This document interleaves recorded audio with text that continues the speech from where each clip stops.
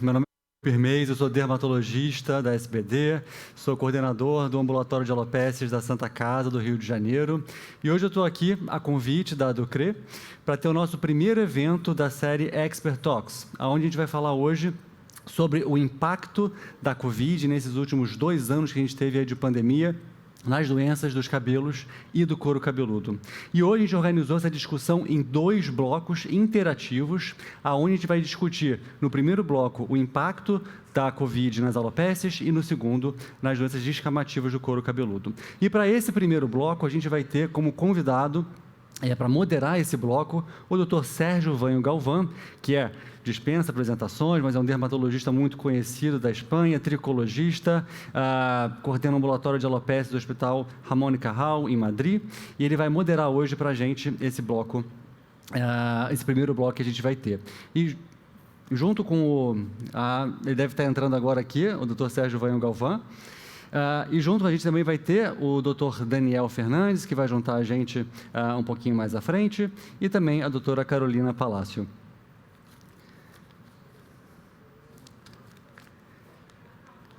Conseguimos trazer aqui o Dr. Sérgio Vanho Galván?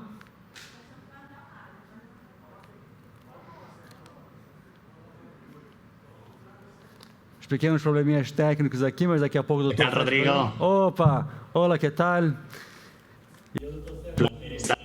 É um prazer estar aqui, é um prazer estar aqui com vocês e voltar a ver os meus amigos. Que vai compor também essa mesa para a gente discutir. Olá, Rodrigo. Olá, Sérgio. Bem-vindo, Daniel. Obrigado. E também nós vamos ter junto com a gente, trabalhando aqui de forma remota, a doutora Carolina Palácio, que vai se juntar aqui a gente para a nossa discussão desse primeiro bloco.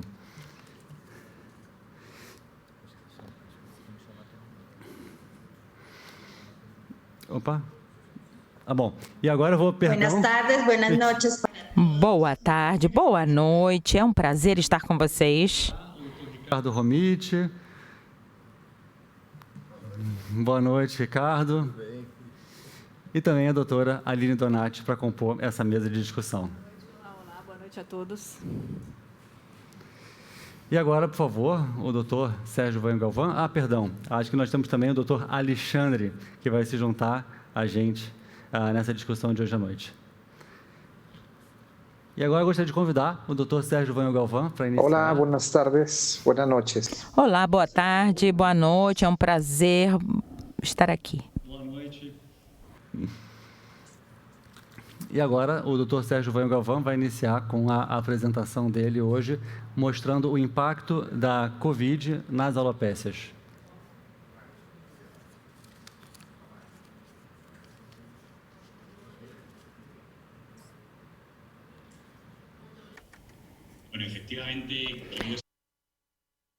Queridos amigos, é um prazer estar aqui. Esses 2 anos de pandemia foram duros em muitos aspectos e, do ponto de vista capilar, nos permitiram aprender aspectos novos. E esses 3 processos são os que eu queria repassar hoje: a alopécia androgênica e também o eflúvio telógeno, que foi a estrela durante a pandemia. Foi uma das primeiras situações, das primeiras postagens, falando de como estávamos impressionados pela quantidade de pacientes que vinham por esse motivo aos nossos consultórios.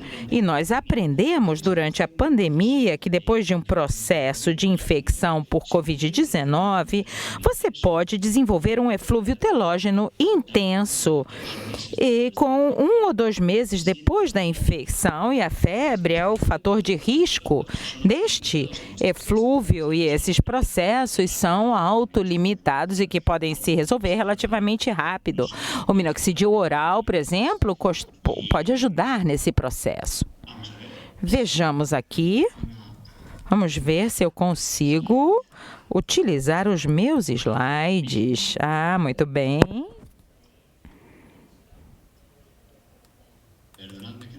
Eu peço desculpas, porque, pelo jeito, eu não estou conseguindo avançar aqui com os meus slides. Agora foi. Nós comentamos que o eflúvio telógeno é uma das grandes surpresas aqui. Esse estudo mostrou o tempo de latência entre a infecção por Covid e o eflúvio telógeno em um tempo muito curto. E a duração do eflúvio também era curta, menos de 2 meses, na maior parte dos pacientes. E um dos estudos mais interessantes foi o publicado pela nossa colega da Itália, que diz que não só o eflúvio telógeno, mas também a tricodínia, que aparece em 50% dos pacientes. E essa dor no couro cabeludo pode ser um processo relativamente frequente, principalmente se houve anosmia ou outros sintomas parecidos. E é interessante essa patogenia, tanto a tricodínia quanto o eflúvio telógeno. O que é interessante nesse caso é que a descrição no estudo era de como os casos precoces de queda depois de uma infecção por Covid podiam ser em função de um eflúvio distrófico em função das citoquinas, como a interleucina 6, a interleucina 6 e do folículo piloso. E em relação à tricodinia, nós temos uma diferença aqui.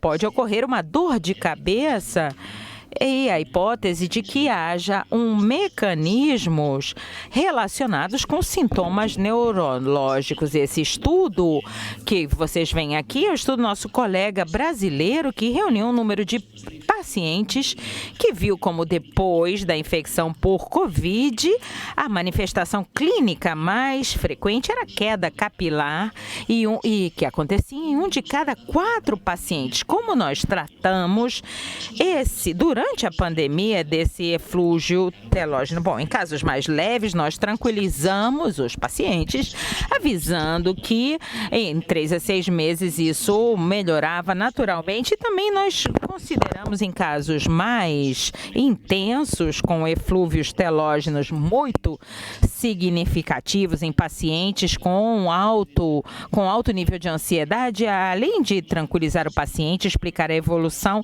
nós também utilizamos o tratamento de plasma com plaquetas e minoxidil oral em doses baixas, obviamente, porque é preciso corrigir outros fatores que podem influenciar o eflúvio. Além do eflúvio, nós também é importante mencionar a relação entre a Covid grave e a alopécia androgenética. Pacientes que tiveram esse tipo de alopécia, eles têm um risco mais alto de que a Covid seja grave. Bom, essa era uma hipótese que veio de um estudo realizado sobre a relação possível entre a alopecia androgênica na infecção por Covid. Isso nós vemos que na questão do SARS-CoV-2 depende de uma protease que é chamada de TMPRSS2 e que a expressão dessa protease é estimulada através do aumento da expressão do receptor androgênico. Por outro lado, a enzima foi percebida que é fundamental para essa versão do vírus na superfície celular. E essa enzima da angiotensina, através da modulação dos andrógenos, pode chegar a essa expressão e que nos levou a essa teoria androgênica em relação à infecção por Covid, onde se viu que determinados estados podem estimular ou produzir uma carga viral mais alta de infecção por Covid mais grave. E esse esquema resumiria a patogenia, a fisiopatologia de como o SARS-CoV-2 entra na célula graças à enzima conversora da angiotensina e a MPRS2, o que realmente nos diz que a ativação desse fator androgênico favorece a entrada do SARS-CoV-2. E o que é mais interessante nesse ponto é que a inibição através dos antiandrógenos pode ser uma dinâmica de terapia para casos de SARS-CoV-2. Nós vimos isso, como isso se refletiu em alguns estudos mais recentes, como o estudo coordenado pela doutora Tosti sobre a alopécia em pacientes com fator de risco para COVID-19 grave. Então, é algo que precisamos ter em conta no caso da prevalência de pacientes com COVID grave, é muito mais alto nesses grupos populacionais, e ainda que seja uma controvérsia, por enquanto já é uma linha de pesquisa interessante. Além do eflúvio telógeno em casos graves de COVID, nós também não podemos deixar de falar da alopécia areata e esses surtos de alopécia areata que foram identificados durante a pandemia, tanto depois de uma infecção de COVID-19 como depois da vacinação. E aí, se surgiram casos isolados, não existe uma reação causal direta, mas sabemos que o estresse físico que produz a infecção e até mesmo a vacinação pode desencadear surtos de alopécia areata. E talvez em alguns pacientes podem desenvolver esse tipo de alopécia. E dentro desses estudos introdutórios dos 2 anos de pandemia, nós podemos dizer que, como número 1, e nós já vimos muitíssimos casos de eflúvio telógeno depois da infecção por COVID-19, os casos precoces talvez se devam a um eflúvio distrófico e também a casos de andropécia em casos graves de COVID-19 e nos surtos de alopecia areata depois da infecção. Então, era isso que eu gostaria de compartilhar. É um prazer para vocês. E agora, quero ouvir a opinião dos nossos companheiros Daniele, Carolina, Rodrigo e o resto dos nossos colegas. Excelente aula, como sempre. Excelente aula. Só lembrando que vocês podem enviar as perguntas ali no espaço reservado para vocês enviarem as perguntas, que a gente vai ter um momento para discutir.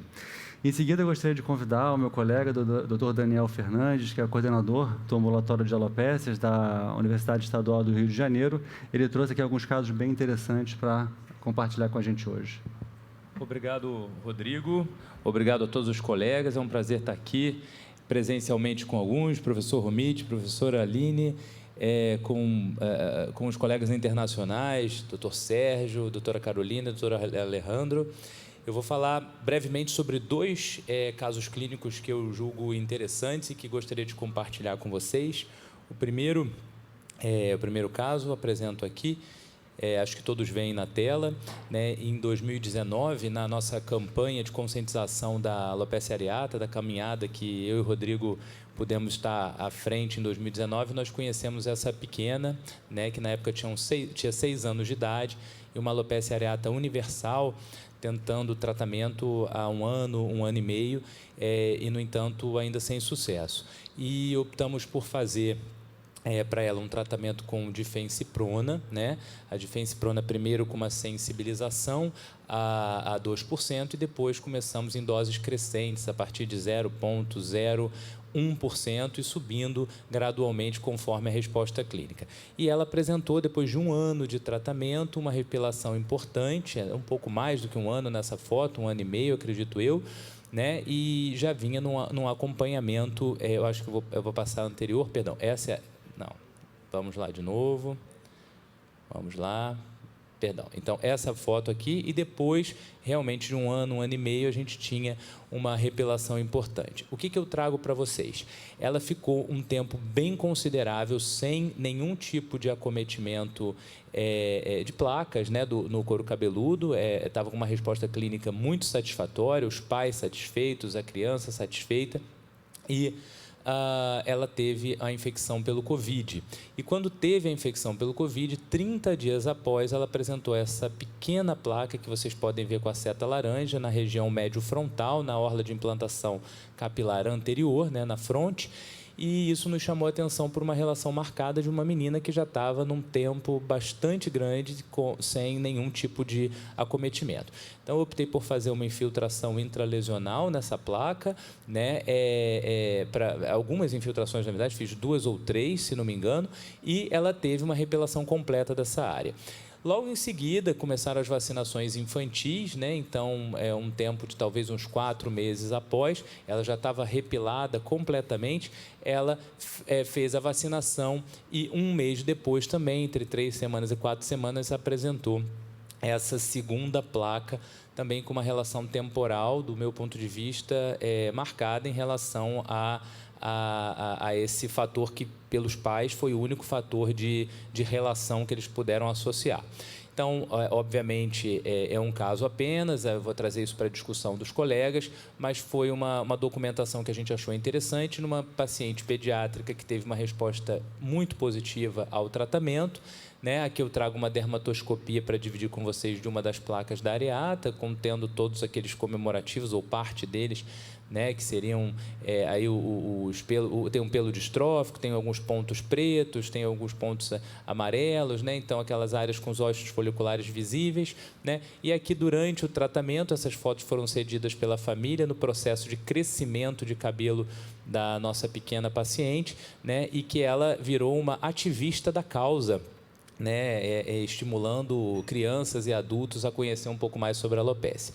E agora eu passo direto para o meu segundo caso, que é um rapaz jovem, né, que me procurou na clínica, porque ele falou que em 6 meses ele ia casar, né, e ele queria, na verdade, dar um upgrade aí no cabelo que tinha piorado muito recentemente. Ele fala que tem família com alopecia androgenética, a gente vê ali uma abertura de coroa na foto da esquerda.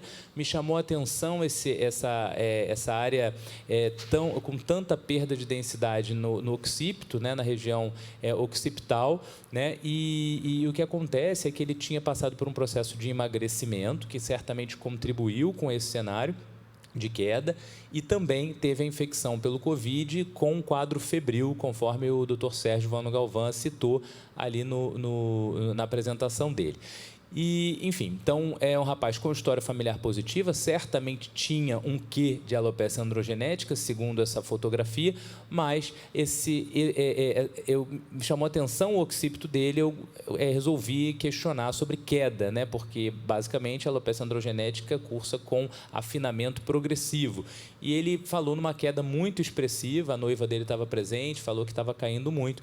Eu desconfiei de um eflúvio telógeno associado à alopecia androgenética. Aqui uma foto dele do tratamento, né, que eu queria mostrar para vocês depois do pós-tratamento, né, e assim um comparativo para vocês verem, então, antes e depois de 6 meses de terapia. Na ocasião eu usei o minoxidil oral, o minoxidil tópico e a dutasterida, e certamente essa melhora exuberante que ele teve não foi às custas somente do componente do tratamento da androgenética, mas sim ao contexto resolutivo aí do eflúvio telógeno. Então, lembrar que homens também podem ter eflúvio telógeno e que a região do occipito pode ser, sim, uma dica, uma pista para a gente sair daquele clássico da alopecia androgenética masculina e pensar aí em outras situações. E, para finalizar, falar para vocês sobre esse desconforto que é a tricodínia, né, que pode se manifestar no couro cabeludo sob a forma de prurido, de dor, de hiperestesia ou hipoestesia, enfim, de queimação, e que o paciente sentia também após a infecção pelo coronavírus 19. Né? Então, levantar aí esse artigo que a doutora Michela publicou, junto de alguns de nós colegas que participamos dessa publicação, e que esse paciente possuía tricodínia e que melhorou ao longo do tempo e às custas também de um apoio com corticoterapia tópica. Então, esses eram os meus comentários sobre os meus 2 casos. Super obrigado, Daniel. Excelentes casos, como sempre, super bem ilustrativos. A gente vai seguir agora com uma segunda apresentação. Eu gostaria de convidar a doutora Carolina Palácio, que é expert em tricologia e cirurgia capilar, a nossa colega dermatologista da Colômbia, e que vai trazer para a gente também alguns casos para compartilhar.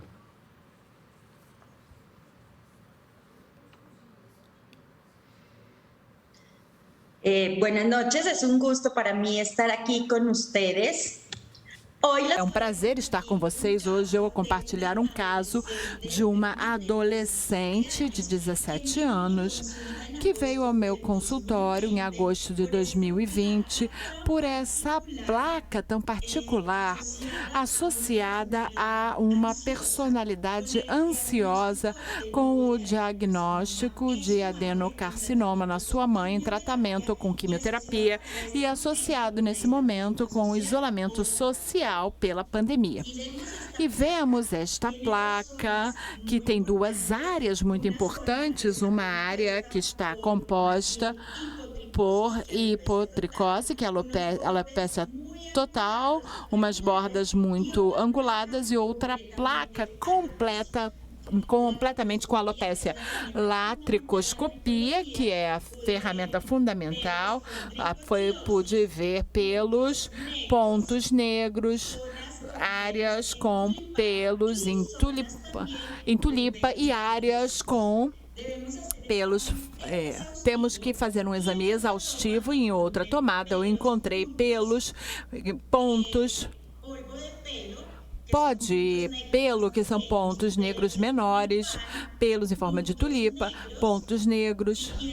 Seguindo com o exame da tricoscopia, continuava vendo foliose, pelos quebrados, pelos em sinal de exclamação e pelos amarelos, pontos amarelos. Assim é como eu faço um diagnóstico na mesma placa, numa área de tricotilomania e nessa área de alopecia areata, correlacionando com esses achados tricoscópicos. Para interpretar toda a tricoscopia dos nossos pacientes, é importante considerar em que nível se encontra a afetação. Podemos interpretar de uma forma mais os achados, por isso a tricotilomania predominam os achados no talo piloso, seja proximal ou mais distal, caracterizados pelas rupturas por manipulação desta parte. E a alopecia areata vai predominar uma perda na fase anágena, que são pontos amarelos ou negros quando o folículo se rompe ao sair. Temos a tricoscopia, achados sensíveis com valor preditivo positivo para cada tipo de alopecia. Assim é como na tricotilomania nós vemos, como eu mencionei anteriormente, diferentes formas de cabelos quebrados, e na alopecia areata, pois vemos diferentes formas de pontos que se produz pelo dano antes da abertura do pelo ao folículo.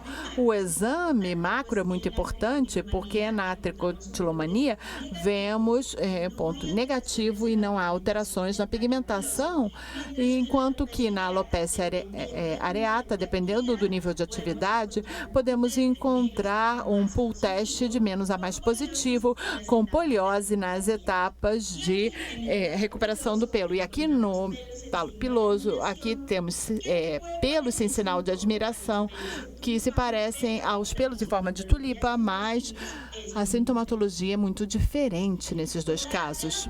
Portanto, eu decidi tratamento com N-acetilcisteína, por ter um grande potencial da vida do cava, que é uma vida inibidora de todos os hábitos compulsivos, e decidi aplicar uma fórmula tópica com minoxidil.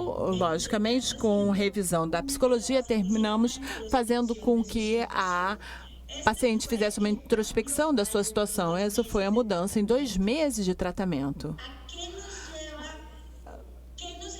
O que nos ensina esse caso? Começamos falando de um conceito que cada vez devemos considerar, e é a neuroinflamação, que é a resposta de por que muitas vezes convergem ou existe esse aumento nessa época de pandemia dos diferentes tipos de alopecia. Bem, está o evento estressante, que vai gerar uma ativação do eixo cérebro-folículo piloso. aqui as fibras nervosas terminais foliculares, porque o folículo é rico nessas fibras nervosas, começam a secretar grande quantidade de substância P e fator de crescimento neurogênico. Também, por meio do estresse, se ativa o hipófise suprarrenal e vai haver um aumento da secreção neuroendócrina e o aumento do hormônio CR. E assim é como acontece a neuroinflamação, em que convergem muitos processos de alopécia, a substância P, o fator de crescimento neuronal, e o hormônio liberadora de corticotropina, que geram uma ativação direta do mastócito peripericular. Esse é o protagonista da neuroinflamação na unidade pilosebácea. O que produz o mastócito? Aptoses dos queratócitos, uma parada no anágeno, uma ativação para o catágeno e leva a aumento da histamina, a necrose tumoral, intraleuquina 6 e a interleuquina 1, que são grandes químios reagentes para os leucócitos. Assim é como a neuroinflamação começa a desempenhar um papel protagonista na fisiopatologia das nossas alopécias nessa época de Covid e pós-Covid. Uma vez mais, a paciente vem ao meu consultório 2 meses depois com essa placa do lado esquerdo e na tricoscopia nós vemos esses pelos quebrados em diferentes níveis, uma placa desestruturada e eu faço o diagnóstico nesta ocasião de uma tricotilomania. Depois vamos discutir essa nova via de produção dos diferentes tipos de alopécia.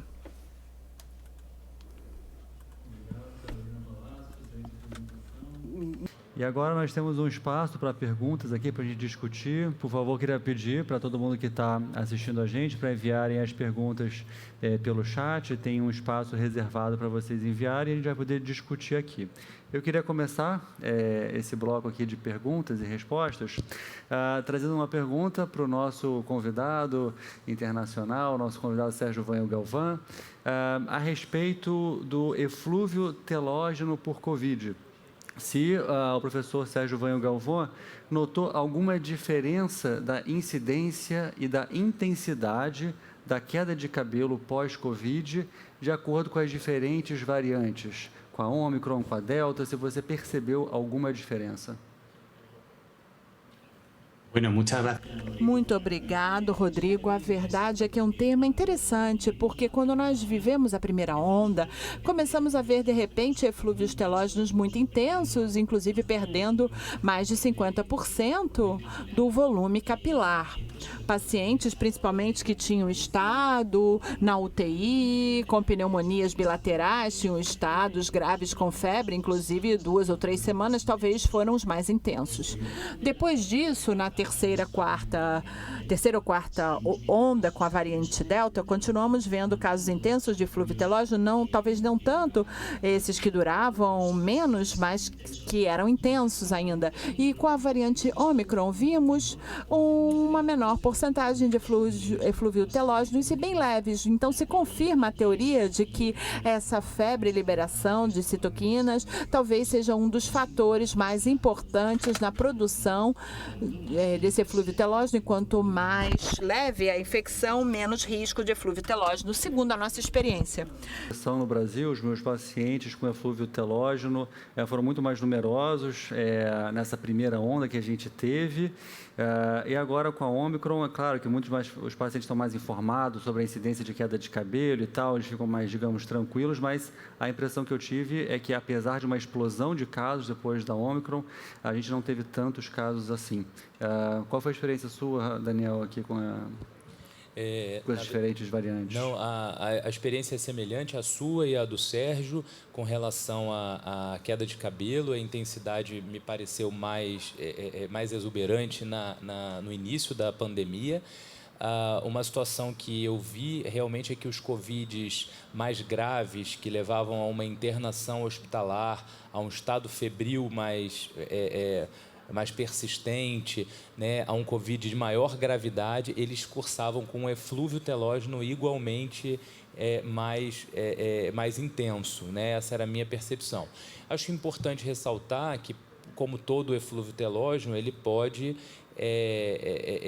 ter uma recuperação completa, que é o esperado ao longo dos meses. Então, acho que é papel nosso, como dermatologista, ressaltar isso para o paciente para tranquilizá-lo do perfil autolimitado da condição. E uma outra situação importante para falar sobre o eflúvio telógeno é que a gente viu aquele aspecto bimodal que foi publicado no artigo da Michela, daquele grupo de pacientes que tinham o eflúvio mais precoce, antes das 4 primeiras semanas, né? Aparentemente por essa tempestade de citocinas que o Sérgio citou, ou até por algum mecanismo trombótico, né, que foi aventado, e tinha um outro grupo que tinha o eflúvio mais tradicional, né, depois das 12 semanas, 20 semanas, enfim, que demoravam seus 2, 3 meses para apresentar essa característica, né? Então, acho que assim, foram as minhas percepções. Acho que a Aline vai fazer uma bela complementação, como sempre. Na verdade, alô, está funcionando o meu áudio? Na verdade, eu vim trazer a polêmica, né? Porque eu acho que, primeiro que eu fiquei muito feliz com a Covid por ela ter trazido o assunto eflúvio telógeno para o dermatologista, porque antes ninguém gostava de eflúvio telógeno, nunca tinha tido tanta discussão em eflúvio telógeno, nunca estudou tanto, né? E eu acho que é uma das coisas que o dermatologista ainda tem muita dificuldade. E a gente precisa tentar entender, no fundo, por quê. Não simplesmente dizer, é mais precoce, mas por que é mais precoce? Eu tenho uma teoria, como para tudo, né? A gente fica pensando e acaba tendo as nossas teorias. A minha teoria é de que a Covid, ela gere, além do eflúvio, que a gente já conhece de toda a infecção, que é um eflúvio por passagem prematura de anágeno para telógeno, aquele que acontece depois de 3 meses, ela também tem um segundo mecanismo associado, que seria o mesmo mecanismo do minoxidil, de liberação prematura do telógeno.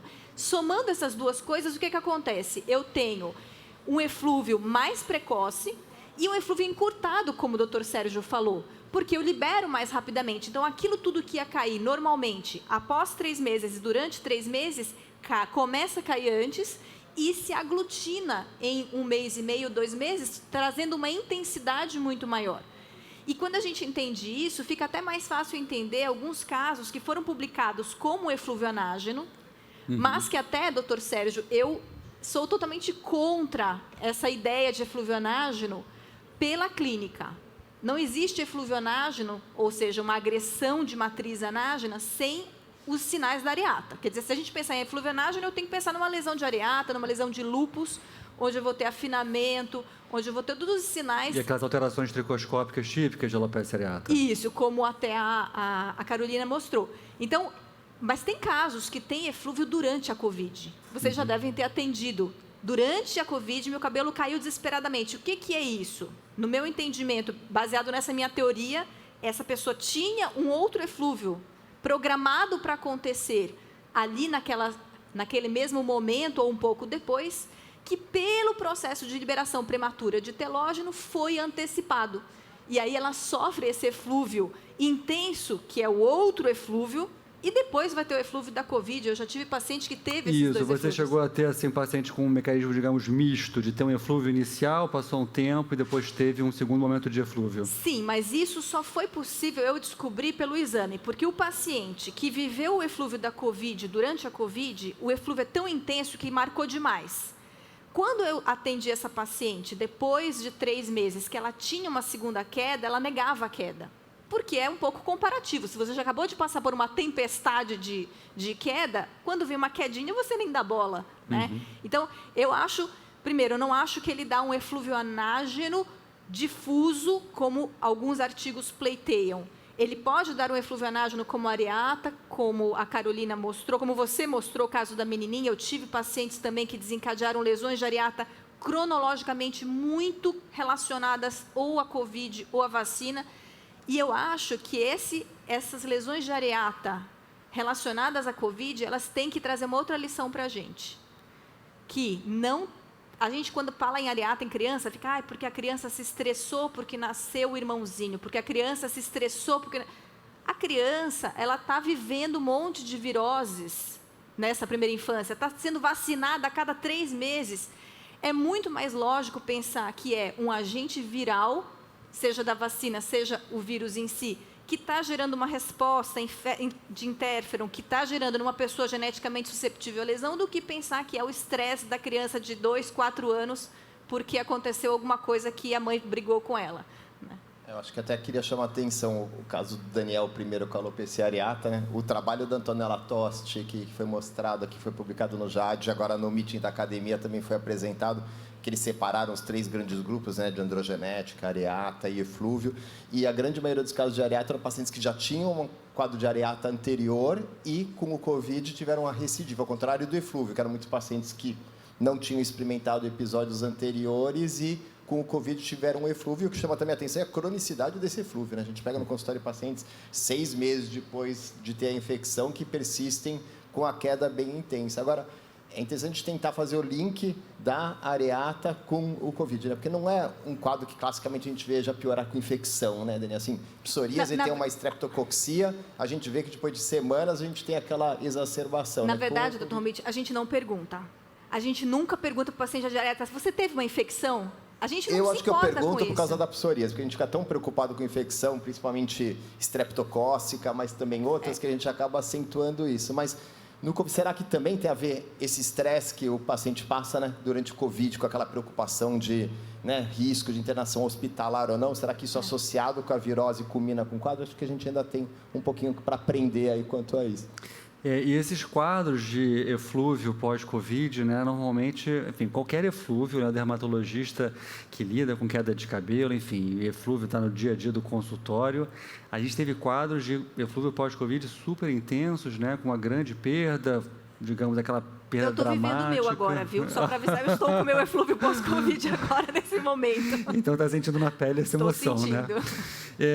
E aí, muitos colegas perguntam para a gente, e aí, o que a gente vai fazer? Então, eu queria perguntar para o Sérgio, ele trouxe aqui na aula dele que ele chegou a utilizar minoxidil oral nesses pacientes com eflúvio pós-Covid. Eu gostaria de ouvir a opinião do Sérgio e como é que foi essa conduta, durante quanto tempo você realizou o minoxidil oral nesses pacientes e em qual dose?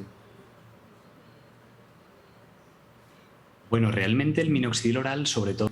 Na verdade, o minoxidil oral nós usamos quando tinha sintomas de alopecia androgenética e ia ser mantido ao longo do tempo para melhorar não só o eflúvio, mas a andropécia também. Mas, claro, em alguns casos, nós começamos o minoxidil oral e ainda mantemos esse remédio, essa medicação 1 ano, 2 anos depois, porque esses são os pacientes que não querem parar de tomar o minoxidil oral. Nós deveríamos retirar, provavelmente, mas alguns pacientes que perderam mais de 50% do volume capilar e passado 1 ano, 1 ano e meio, ainda não recuperaram 100% do volume que tinha antes. Então, por enquanto, nós continuamos mantendo. Nós utilizamos doses muito similares à alopecia androgênica. E realmente a tolerância é muito boa, é uma ferramenta muito útil, mais ainda do que nós sabemos que não se pode usar, há outros remédios que na Europa nós usamos, ainda que no Brasil não se possa usar, mas eu diria que o número 1, o minoxidil, e depois, número 2, esse remédio com plaquetas que não pode ser usado no Brasil, e corrigir as deficiências nutricionais é o número 3. Nesses casos de eflúvio, se alguns pacientes vocês iniciam algum tipo de terapêutica, se vocês fazem uma conduta mais de observação, como é que você faz, por exemplo, Aline? Eu vou trazer a polêmica de novo aqui para o doutor Sérgio.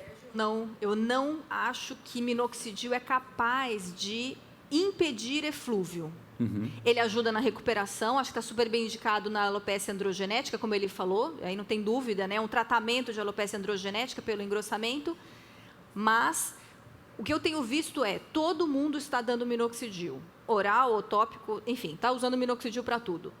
E a paciente, mesmo em uso de minoxidil até oral, ela vai ter outros eflúvios e eu não vejo que ele protege a pessoa dos próximos eflúvios. Então, eu explico, eu falo para ela, sinceramente, como que acontece, por que aconteceu, né? A gravidade a gente não tem como adivinhar como vai ser, mas falo de todos os outros possíveis desencadeantes, tento ver se ela vai ter outro eflúvio por algum outro motivo já na história e simplesmente eu dou uma aula, mas não dou minoxidil. No máximo, vitaminas, suplementos orais, se ela quiser também, porque eu acho que a longo prazo não vejo diferença na repercussão. Embora a curto prazo o minoxidil possa acelerar essa recuperação, por não considerar eflúvio uma doença, eu pessoalmente sou contra a utilização de medicações. Eu acho que você traz um risco numa coisa que talvez não seja tão importante de ser modificada naquele momento. É uma conduta minha, embora você pode, obviamente, não posso dizer que está errado você usar minoxidil, já que ele vai acelerar e ter uma recuperação mais rápida. E eu sei que muita gente está usando por aí. Agora, uma questão é verdade, né? As pacientes, uma vez que elas veem o resultado do minoxidil oral, dificilmente vão querer retirar, porque realmente o resultado, o ganho de volume é muito bom. Muito rápido. E muito rápido. Isso é uma questão, minoxidil, saindo um pouquinho aqui do tema, do minoxidil oral versus minoxidil tópico, além da questão da eficácia, eu vejo muito essa questão da velocidade de resposta. O minoxidil oral, dentre todos os tratamentos que a gente tem para alopecia androgenética e outros, eu acho que esse foi assim, uma grande mudança. Ele dá uma resposta muito mais rápida do que as outras medicações, né? Normalmente, os pacientes na consulta, quando a gente vai prescrever uma medicação, eles perguntam, em quanto tempo que eu vou ver resultado, né? E, normalmente, assim, o padrão é em 6 meses, mas com minoxidil oral... Algumas coisas até mais, né? Às vezes até mais, às vezes demora mais. E com minoxidil oral, numa alopecia androgenética, a gente tem visto respostas muito precoces. Assim, alguns pacientes com 2, 3 meses já começando a ver resultado. E isso a gente sabe que numa doença crônica realmente é muito animador, porque, enfim, você vê o resultado, você vai encorajar o paciente a continuar tratando. Tem uma pergunta para o Daniel. Sobre o manejo da tricodínia. Você mencionou que aquele seu paciente, ele tinha uma tricodínia e você manejou com corticóide tópico. Como é que você faz esse manejo da tricodínia nos seus pacientes com Covid, sem Covid? Então, a tricodínia, na verdade, ela pode ser expressa pelo paciente de diversas maneiras. Então, como eu disse, alguma desestesia, uma ardência, uma queimação, uma dor, algum desconforto, um couro cabeludo sensível. Eu já ouvi até o paciente falando do couro cabeludo vivo, né? Eu sinto meu couro cabeludo vivo. Então, eu gosto de iniciar com corticoterapia tópica. Eu acredito que isso dê um resultado positivo. Eu uso também a naltrexona oral, em alguns casos um pouco mais resistentes ou quando a intensidade é muito grande. Eu uso em doses baixas, de 1 a 5 miligramas. Quando a gente publicou o artigo de naltrexona em alopécias sintomáticas em 2018, eu usava 1 miligrama, subia para 3 e depois ia para 5. Hoje eu me sinto mais confortável de já começar com 5 miligramas.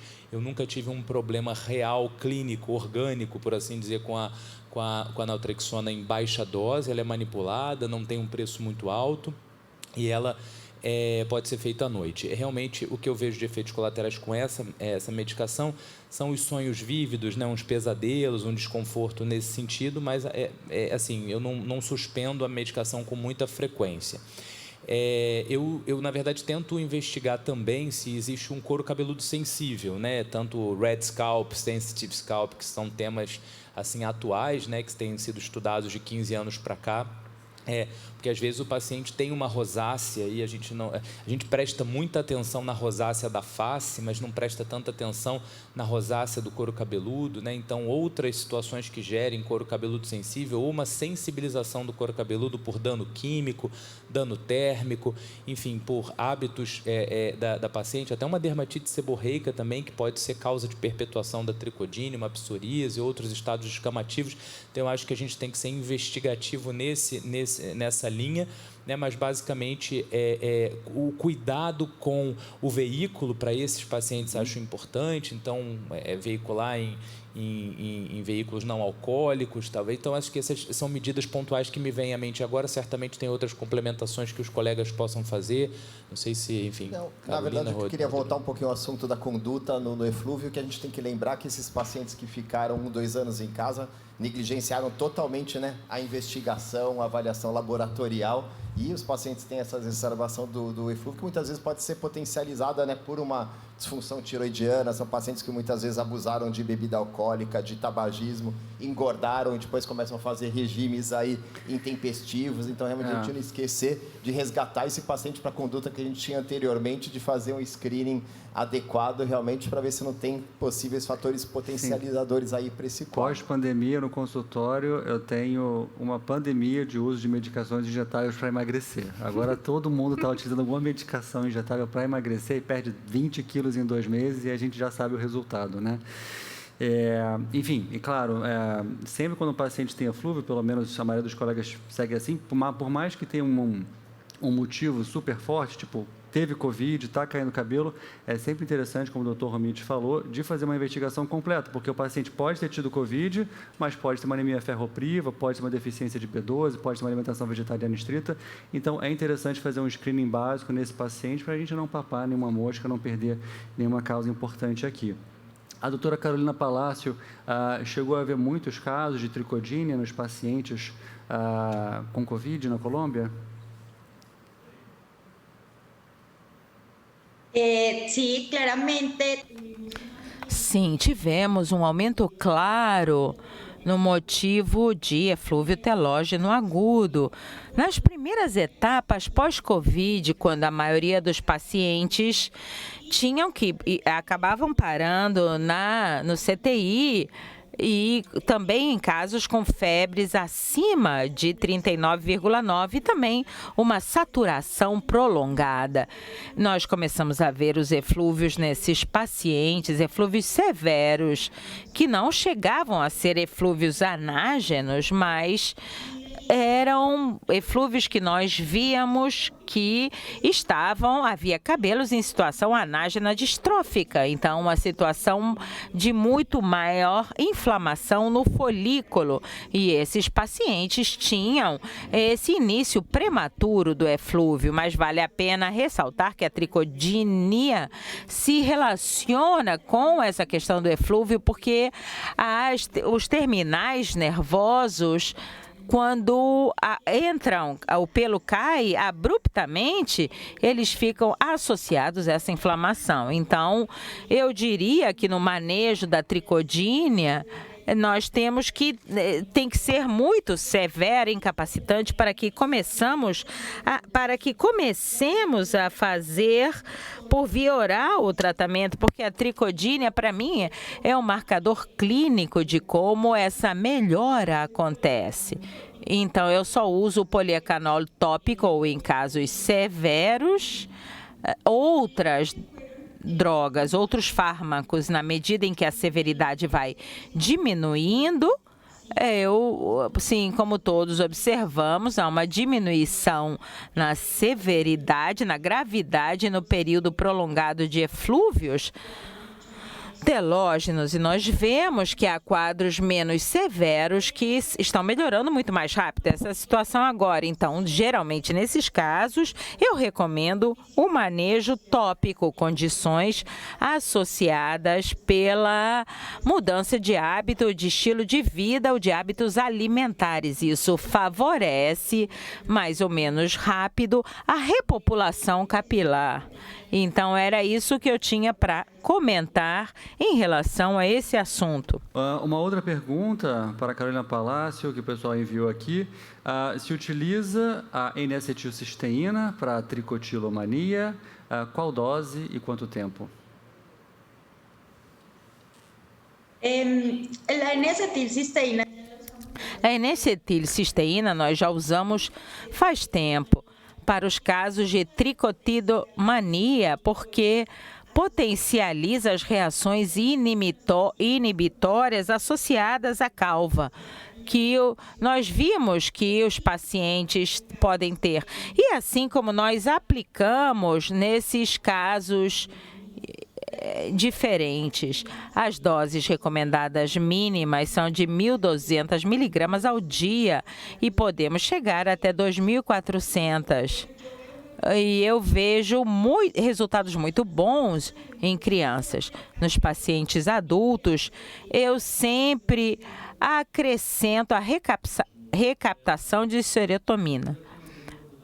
Daniel, qual foi a maior porcentagem utilizada de difensiprona na paciente com alopecia areata? Não me lembro de cabeça, mas acredito que no máximo tenha, vamos lá, começando com 0,001, achando uma dose ideal de talvez 0,05. Acredito que ela respondeu bem com essa dose, porque eu não me lembro de ter ido até 0,1 com ela. No couro cabeludo infantil, essa já é uma dose que eu considero muito alta. Se eu puder estimar, 0,05 foi uma resposta boa da difensiprona com essa paciente. Só para fazer um complemento aqui, que a doutora Carolina falou uma coisa que a gente não lembrou, quer dizer, o próprio tratamento do Covid também pode ser uma causa de eflúvio. Ela falou enoxaparina e agora estão dando muito Decadron, né? Então, para casos não tão graves, às vezes a pessoa acaba tomando. Então, lembrar que o corticoide sistêmico também é um desencadeante de eflúvio e isso pode contribuir ainda mais para o eflúvio da Covid. Exatamente. E a gente viu com a Covid, volta e meia, tem um coquetel de medicações que vão entrar aí e aí fica realmente separar o que está causando o eflúvio nesse caso ou se está tudo causando o eflúvio nesse caso, né? Uma pergunta, se pode se associar difensiprona com imiquimod em caso de reativação de alopecia? Você tem experiência com imiquimod? Alguém tem experiência? Eu não uso imiquimod associado, eu uso antralina associada à difensiprona. Isso já foi mostrado em alguns artigos, essa associação podia ser benéfica ou sinérgica, né, para alguns casos refratários. Eu gosto dessa associação para o público infantil, porque a gente está fora da zona da imunossupressão. Alguns pais são muito resistentes à imunossupressão na infância, né, por conta do bloqueio do eixo, né, às custas do corticoide ou da exposição às custas do metotrexate. Então, é uma boa opção para crianças. A gente sabe que precisa ter paciência, persistência, achar a dose efetiva, né? A paciente faz muitas visitas ao consultório até que os efeitos colaterais da aplicação sejam feitos. E aqui no Brasil a gente encontra um pouco de dificuldade na formulação. Volta e meia, né? A antralina está em falta, em outro momento a difensiprona não é encontrada. Então, mas assim, com o imiquimod, respondendo pontualmente a pergunta, eu não utilizo. Se eu não me engano, tem uma publicação só sobre esse assunto e a única pessoa que eu soube que tentou fazer isso foi a doutora Rosana Lazzarini e, segundo ela, no caso, não teve nenhum resultado também. Uma pessoa que tinha ficado resistente, ela tentou ressensibilizá-la com o imiquimod e não funcionou. É interessante, acho que você chamou a atenção para a formulação dessas medicações, porque acho que, na medida do possível, a gente evita formular o que existe pronto hoje em dia, para escapar desse viés. Mas realmente tem medicações que não existem, e a gente sabe que muitas vezes cada farmácia vai fazer de um jeito. Então, às vezes, o paciente muda de farmácia, não avisa o médico e a gente sabe como pode ter efeitos colaterais aí preocupantes. Infelizmente, com medicação manipulada, a gente fica sujeito a essas variações, infelizmente. Bom, a gente tem algumas perguntas aqui, mas acredito que a gente já cobriu a maioria dos temas a serem discutidos. Acho que a gente já pode migrar. A gente vai ter agora um pequeno intervalo, vão apresentar um vídeo e a gente vai entrar no segundo bloco. Eu gostaria de trazer para vocês, gostaria que apresentassem aqui a tela com os palestrantes que vão estar aqui presentes no segundo bloco.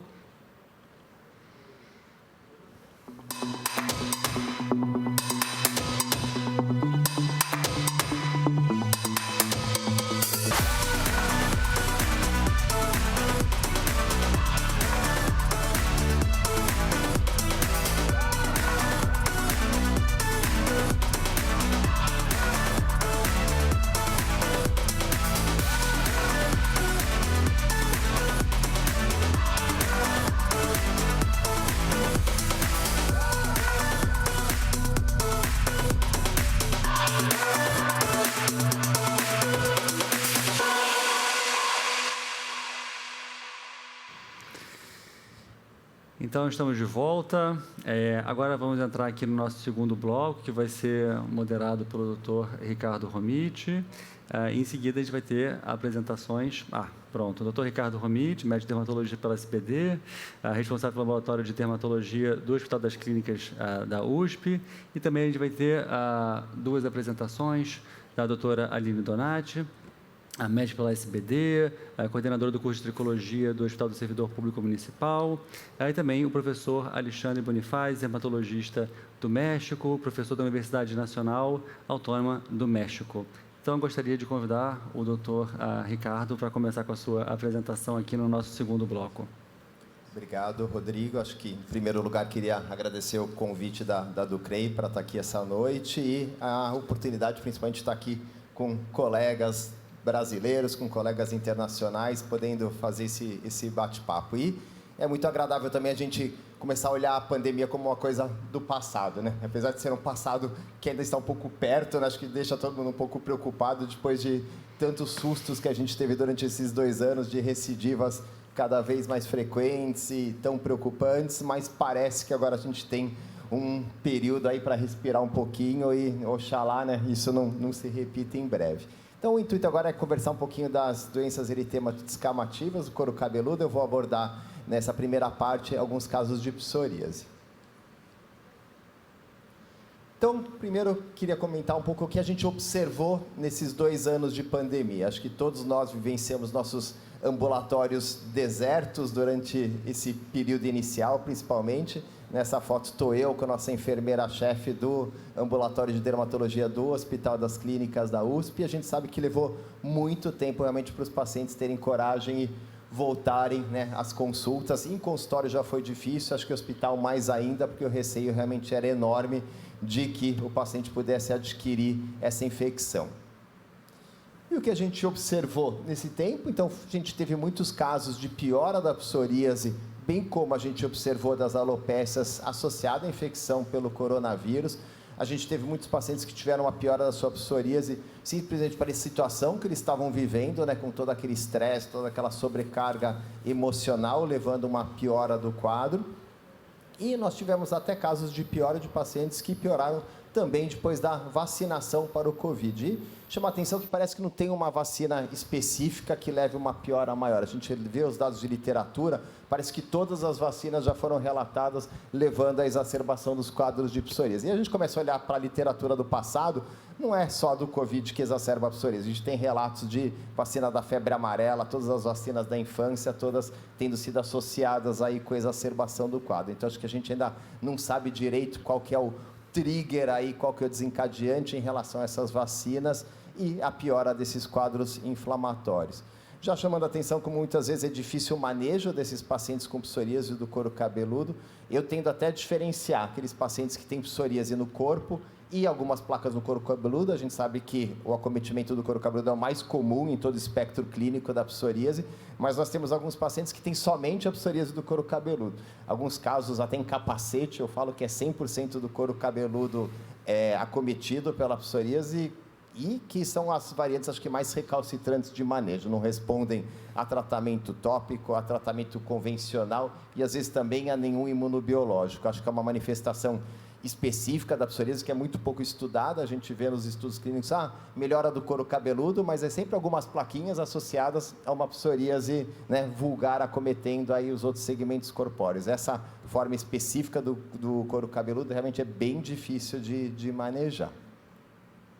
E o que é mais preocupante de tudo que nós vimos nessa pandemia, eu acho que foi a piora dos casos de psoríase por suspensão do tratamento, né? Então, o paciente, de alguma forma, se sentia inseguro em manter o seu tratamento, seja ele tópico, seja ela sistêmico, seja ele imunobiológico, então eles simplesmente paravam aí o uso da sua medicação. Então, eu queria ilustrar isso com uma paciente nossa do Hospital das Clínicas, uma paciente de 54 anos de idade, já menopausada aí há mais de 5, 6 anos, um quadro de psoríase pustulosa generalizada, já ocorrendo de forma recorrente há mais de 10 anos, então quadros muito graves, muitas vezes demandando uma internação hospitalar. Como antecedentes pessoais, ela só relatava quadros infecciosos de orofaringe, levando algumas vezes ao surto, mas muitas vezes eles também acontecendo de forma idiopática. Como antecedente familiar, um pai com psoríase leve e era uma paciente obesa.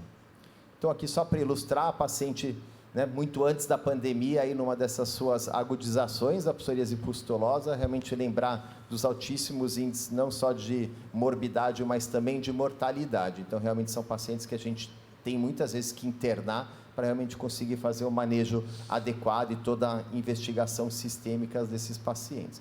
Essa paciente iniciou seu tratamento com a citretina, mais ou menos 5 anos aí depois do início do quadro, e teve um controle fantástico das lesões, uma regressão completa, não apresentava mais recidivas aí, nem de quadros leves, muito menos de quadros exacerbados aí com o uso da medicação.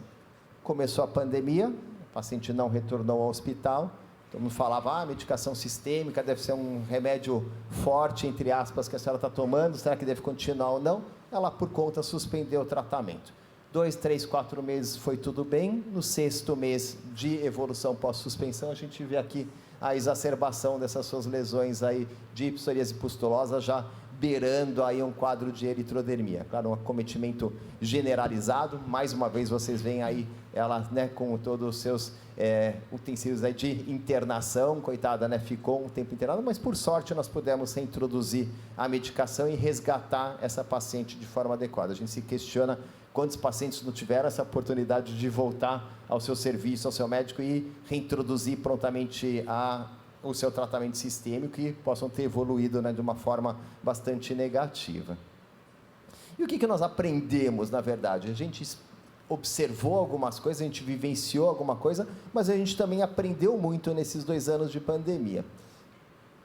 Então, quais foram os primeiros relatos que nós tivemos aí em relação ao manejo da psoríase e o Covid-19? Então, aqui é um relato, vocês veem, de fevereiro de 2020, né? Então, todo aquele estresse, toda aquela preocupação. Aqui um artigo do Dermatologic Therapy, que os autores falaram? Que era importante limitar ou até reduzir o intervalo da administração das medicações sistêmicas, a dose dessas medicações, porque elas poderiam realmente ter um potencial alto de piorar os quadros de psoríase para esses pacientes em uso de medicações sistêmicas. Logo depois, a gente vê aqui em março de 2020, a gente começa a ver alguns relatos que a descontinuação dos tratamentos imunobiológicos aí poderia estar indicada para os pacientes, né? Realmente que os biológicos poderiam ter uma ação deletéria sobre a infecção sistêmica e levar os pacientes aí a um desfecho muito pior da sua infecção.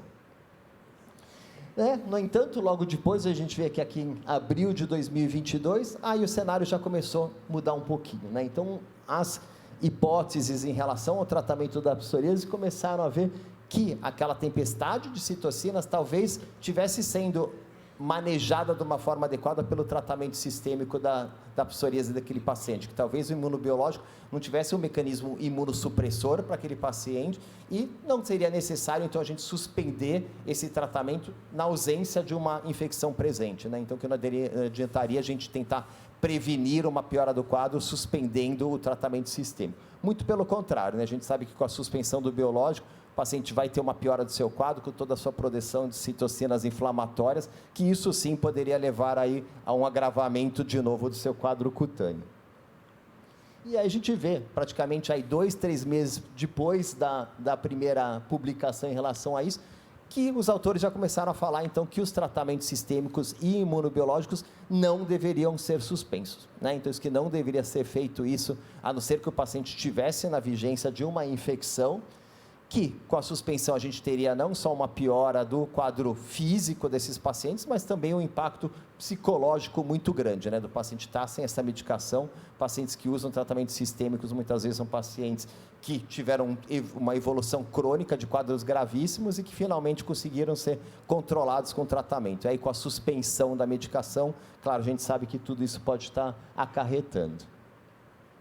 E a conclusão disso tudo foi realmente uma recomendação de sociedades médicas, acredito da maior parte aí dos países, mundo afora, que a gente sabe que hoje em dia, então, não recomendam mais a suspensão, seja de um tratamento sistêmico clássico, seja de um tratamento imunobiológico aí durante a pandemia. Isso aqui é um guideline que foi produzido pela nossa Sociedade Brasileira de Dermatologia, em comum acordo com a Sociedade de Reumato e a Sociedade de Gastroenterologia, realmente preconizando que esses tratamentos não devam ser suspensos de uma forma profilática.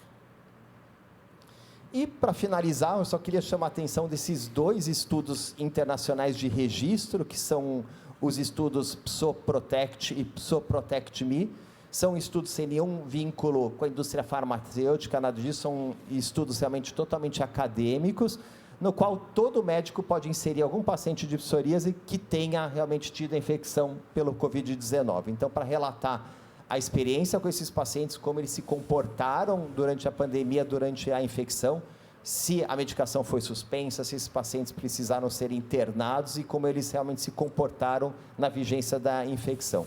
Hoje em dia, a gente já tem mais de 1.500 pacientes incluídos nesse registro, de todo tipo de tratamento, desde tratamentos tópicos até tratamentos sistêmicos.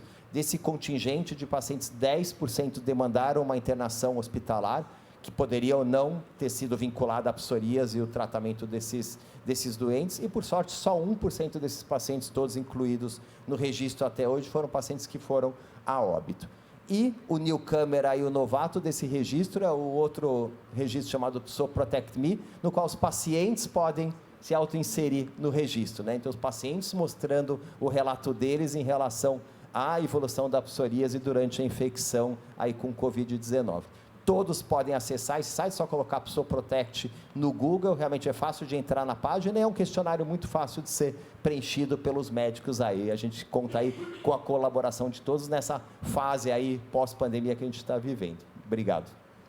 Obrigado, Ricardo. Excelente apresentação. E agora vamos dar um prosseguimento. Vou convidar a doutora Aline Donati, que trouxe alguns casos de doenças descamativas, para compartilhar com a gente. Bom, eu vou começar com alguns casinhos, mas antes só comentando aqui do Dr. Romiti, eu fui uma das que suspendeu, viu, Dr. Romiti? Eu confesso que eu mandei todo mundo que usava Methotrexate suspender porque eu tinha um medo de que ela pudesse ter uma infecção grave e muitos pacientes de areata acabaram suspendendo e, obviamente, recidivaram, né, em relação a isso. Hoje a gente sabe que não precisa essa suspensão, que você pode simplesmente tirar daí do período que ele está, obviamente, com a infecção ou que ele vai ser vacinado, mas no começo deu um medão.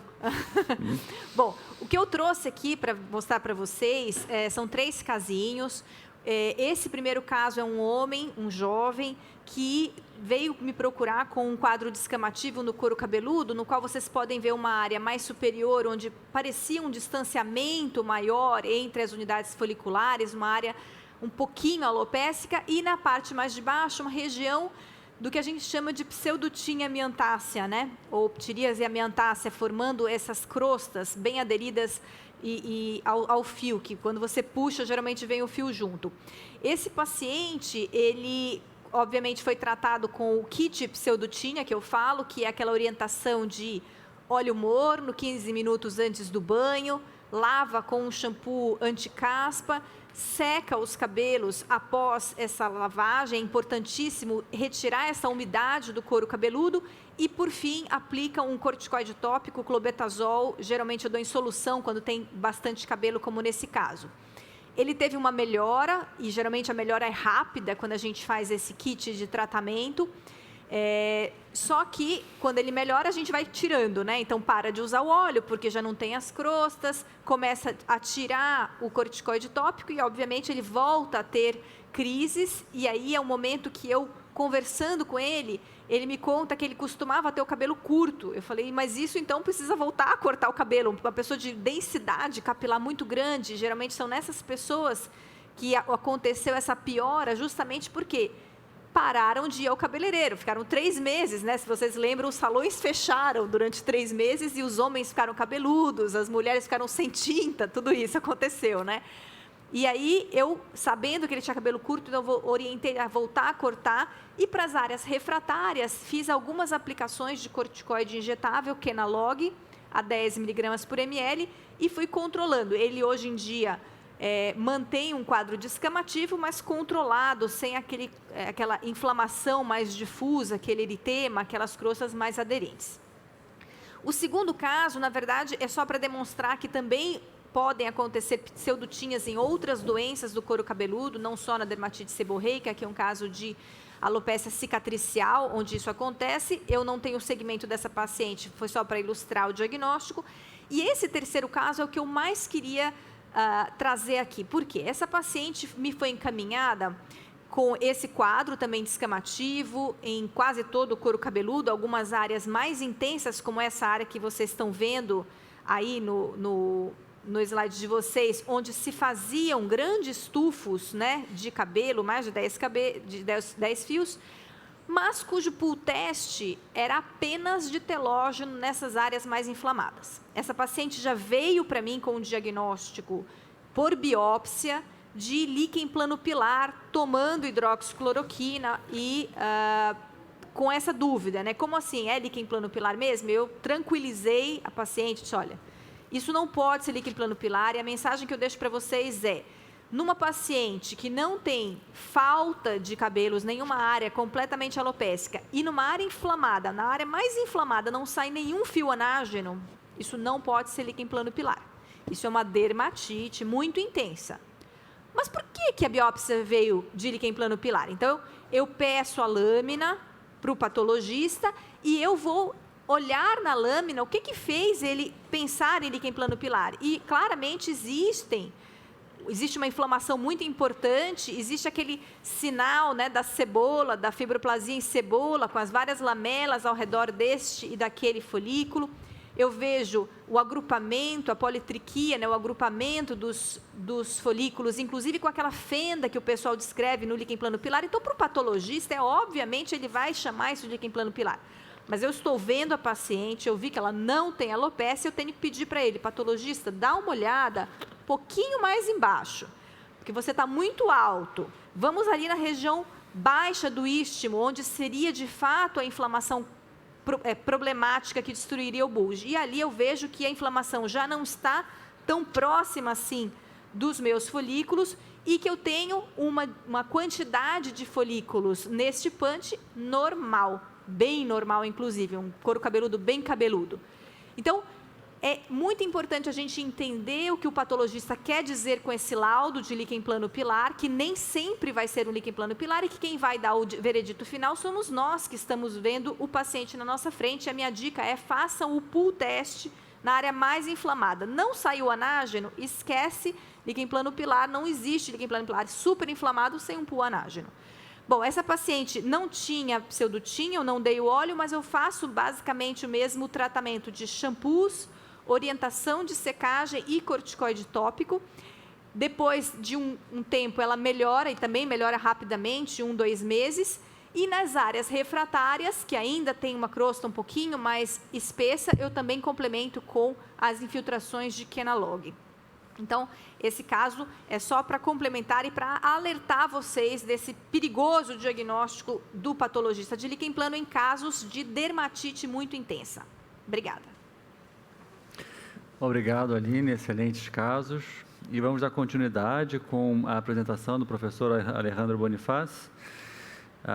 Vai trazer para a gente também alguns casos.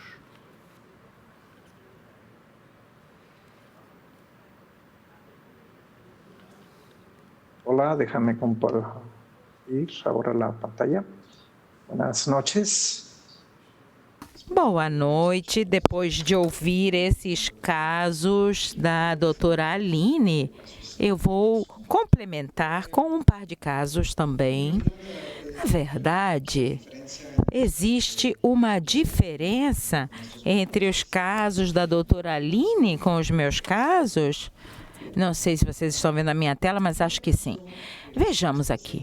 O primeiro caso que eu vou apresentar é uma paciente de 35 anos, residente na Cidade do México. E o que é mais interessante nesse caso aqui é que ela trabalha comigo no laboratório. É um modelo perfeito, ou seja, é como uma cobaia minha. E ela teve uma Covid moderada, o tratamento foi sintomático em casa, o único sintoma que a gente identificou foi o aumento do estresse e a dermatose foi localizada no couro cabeludo e também no pavilhão retroauricular, um leve eflúvio telógeno e um prurido de moderado a intenso. Eu vou mostrar para vocês a fotografia, a gente pode observar o eflúvio telógeno e na dermatoscopia mostrou claramente que havia eritrema, escamas e também nos cabelos agrupados, como já vimos aqui hoje. Com base nisso, E como estava conosco no laboratório, é um modelo perfeito para fazer esse exame. Então, nós fizemos a fluorescência com a luz de Wood e fizemos também o exame do Dixon e a identificação da malacésia globosa. Nem sempre podemos identificar, mas nesse caso, esse, como eu já disse, é um caso perfeito, porque afinal de contas estávamos no laboratório. Observem, aqui é uma coisa que eu achei mais interessante aqui, que é demonstrar que muitos desses pacientes tem uma fluorescência por conta da malacésia no pavilhão auricular. E eu sempre insisto com os meus residentes que quando eles decidem usar um tratamento com base no shampoo, que prestem atenção na questão do pavilhão auricular e a fluorescência também. E nós podemos ver aqui as leveduras de malacésia. E qual foi a nossa decisão terapêutica? Bom, nós encomendamos o uso desses shampoos antimicóticos. Vocês podem ver a marca comercial aí. O esquema que nós decidimos, a posologia, é que o laboratório costuma recomendar regularmente 3 vezes por semana, ao longo de 2 semanas, e depois uma aplicação semanal. E como essa paciente, eu tenho ela cativa ali comigo, ela está sempre...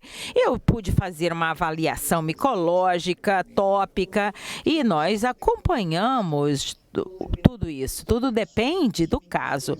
No meu caso, se for um caso grave, complicado, como os casos da doutora Aline, eu mudo a posologia e eu faço o esquema do recém-casado. Como é isso? Diário. E depois eu mudo para 2 ou 3 vezes por semana. E, obviamente, para recuperar a microbiota, nós fazemos o shampoo no ritmo correto. Com essa paciente, nós conseguimos tomar algumas medidas nesse sentido, nós vemos aqui como as escamas estão na sua essência e depois nós podemos ver como isso explode rapidamente, que é a substância, faz uma explosão, gera uma explosão de caspa. E vemos esses flocos em toda parte. Nós vemos aqui a base da escama e com eritrema, e nós vemos 2 semanas de tratamento, como praticamente a descamação desapareceu e o prurido, obviamente, também diminuiu de modo considerável. Na dermatoscopia, nós podemos ver claramente como o caso mudou completamente, de modo muito evidente. E foi isso que me permitiu seguir o tratamento da paciente. Observem, aqui nós temos a presença de escamas, a presença de leveduras, a intensidade da luz de Wood. E depois nós vemos que 1 mês depois há uma queda drástica. E no 2º, 3º, 4º, 5º e 7º mês já não há presença de nenhum dos sintomas, nem das leveduras. E começa a acontecer uma repopulação no 7º mês e no 10º mês é hora de começar o mesmo tratamento de uma aplicação única. Dizem que uma andorinha não faz verão, certo, é verdade. E também um caso único não vai fazer, mas esse é um modelo e nesse caso podemos dizer que a andorinha nos deixou um ensinamento de modo progressivo. E para colocar dentro de um contexto, eu vou mudar um pouco o caso. E 32 anos, originário ele é oriundo da cidade do México, é funcionário, teve Covid, teve muito estresse, ele não tinha sido vacinado, tentou ir aos Estados Unidos para vacinação, usava máscara o tempo todo porque trabalhava num banco, não conseguiu sair do país para se vacinar e isso fez com que aumentasse de modo considerado o consumo de tabaco e de álcool. E esse foi, claro, aquele momento mais tenso da Covid e eu espero chegar a esse nível base mais adiante. E também havia esse prurido de moderado a intenso no cabelo e na barba. Observem como existe uma área que é onde fica a máscara e vocês percebem como o eritrema e a pele com cabelo com muito prurido. E outra vez, mais uma vez, uma dermatite seborreica. E nós observamos a mesma situação na dermatoscopia, com a fluorescência usando a luz de Wood. Nós vemos a fotografia de grama, a presença das leveduras, o mesmo esquema. E eu não mudei porque, se me parece um esquema adequado para um caso moderado. Se eu tivesse os casos da doutora Aline, eu talvez teria utilizado cloretasol com a combinação desse shampoo quelual com os antimicóticos. E nesse paciente eu fiz um acompanhamento 3 meses depois e nós vamos ver as imagens clínicas.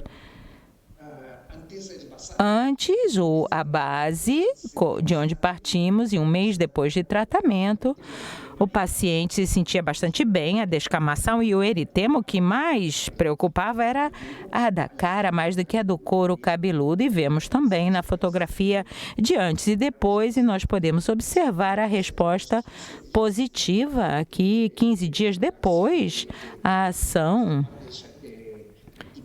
desses antimicóticos funciona muito bem. E a discussão é muito breve para que possamos entrar na discussão posterior.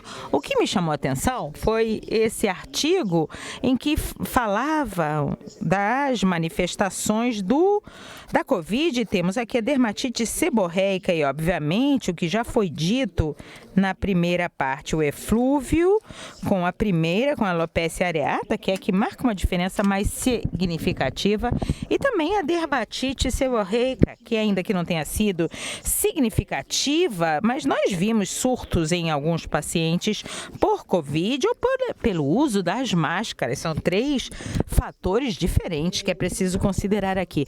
Eu gostaria de chamar a atenção desse estudo que está um pouco afastado da Covid, mas que marca os riscos da dermatite seborreica na formação dos flocos. E observem aqui, se observarmos as diferenças que estão registradas do lado direito, que precisa ser menos de 0,1, o consumo do tabaco não aumenta a dermatite seborreica, mas o álcool sim. Nós vemos aqui claramente que nesse paciente que já há fatores de predisposição da Covid, além da Covid, a máscara e o aumento do consumo de álcool. Então, isso gera esse tipo de coisas, esse tipo de trabalho que fazem com que...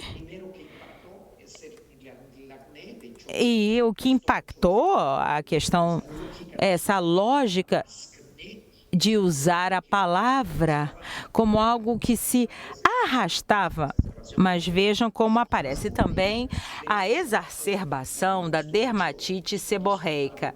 Eu queria mostrar 2 casos. O primeiro é bem parecido ao caso que eu trouxe, eu diria que é moderado, mas há casos realmente severos, como esse caso da parte inferior, onde a dermatite seborreica é realmente complicada de manejar e que isso tem aqui, além de um shampoo, de um manejo e talvez o uso de algum corticoide para que esses fatores sejam corrigidos. E aí nós temos todas a conclusão aqui. Nós sempre soubemos que a dermatite seborreica está associada ao estresse. Eu vejo nos meus residentes, cada vez que eles vão fazer uma prova de micologia, por exemplo, aumenta a dermatite. Sabemos que o consumo de álcool traz um risco claro, o uso das máscaras e os tratamentos com essa combinação de antimicóticos e o dispersor de escamas também funciona bem. Eu diria que o esquema permite que haja um controle do microbioma.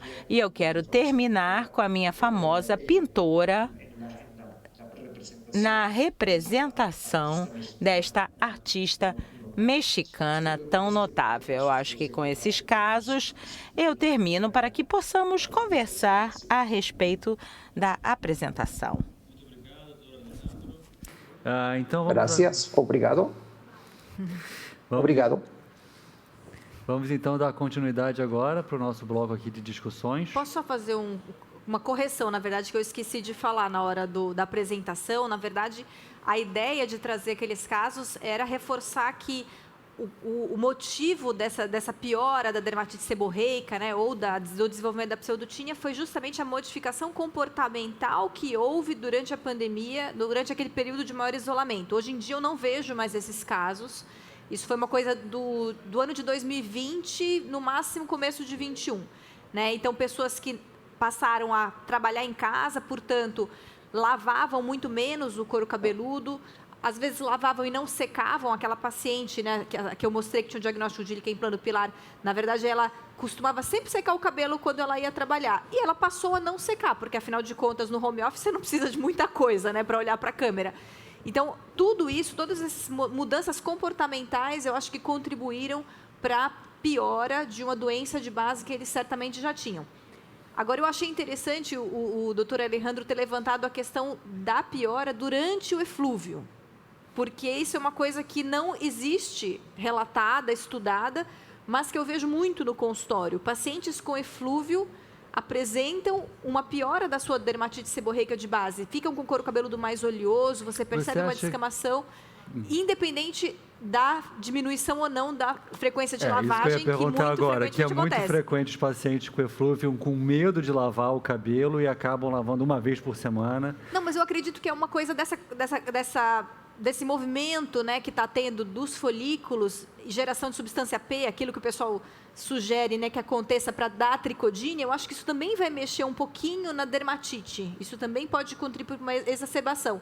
Tanto que, geralmente, eu tenho uma rotina de orientar pacientes com eflúvio telógeno, em geral, a aumentar a frequência de lavagem, usar shampoos um pouco mais detergentes durante o período do eflúvio e não diminuir frequência de lavagem, que é o instinto, né? Eu oriento as minhas pacientes com eflúvio para lavar o máximo possível, lavar com vontade, porque aí só sofre uma vez durante o banho, porque aí vai cair bastante no banho e reduz aquela queda que vai acontecendo ao longo do dia, aqueles fios que vão caindo. Essa questão de mudança comportamental, teve a questão da dermatite seborreica, mas também a gente vê pacientes que às vezes não tinham, mesmo pacientes sem eflúvio, né, mas só de ficar em casa, por reduzir a frequência de lavagem, elas começaram a notar que na hora que lavava estava caindo um pouco mais, mas era só uma queda normal. E além disso, como a paciente não saía de casa, todo e qualquer fio de cabelo que caía no chão da casa. Fora que ela passou a limpar a casa. Ela passou a limpar a casa. Onde antes não era ela que limpava, né? Então tudo isso contribuiu para a sensação de que está caindo o cabelo de todo mundo e os nossos consultórios ficaram lotados. Exatamente, de quedas verdadeiras e, digamos, de pseudoquedas, né? Esse aumento de percepção da queda normal do dia a dia. Só lembrando aqui, o pessoal que está assistindo a gente, que vocês já podem mandar as perguntas no espaço ali de perguntas para os palestrantes responderem. Antes de ir para as perguntas, eu queria mencionar essa questão que o Ricardo trouxe para a gente, desse shift. Eu achei bem legal os meses que o Ricardo foi colocando, porque a mudança de percepção que a gente teve da medicação sistêmica e o COVID nos nossos pacientes mudou muito rapidamente. E eu tive essa mesma sensação da Aline, quando chegou o Covid, a gente, meu Deus, nossos pacientes estão imunossuprimidos, vamos suspender a medicação, metotrexato, corticoide, ciclosporina. Eu ligava para os pacientes assim, não, vamos suspender, vai ser chato, mas vamos suspender.